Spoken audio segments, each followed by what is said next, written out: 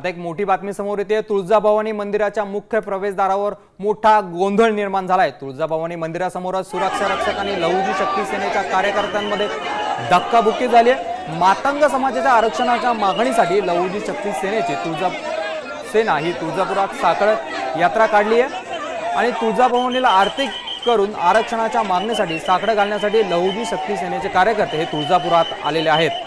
मंदिर सुरक्षा रक्षक आणि कार्यकर्त्यांमध्ये मंदिराच्या प्रवेशद्वारावरच मोठी धक्काबुक्की झाली आहे। मंदिराच्या राजे शहाजी महाद्वारावरच सोडण्याच्या कारणावरून बाचाबाची आणि धक्काबुक्की झाल्याने प्रचंड गोंधळ निर्माण झालाय।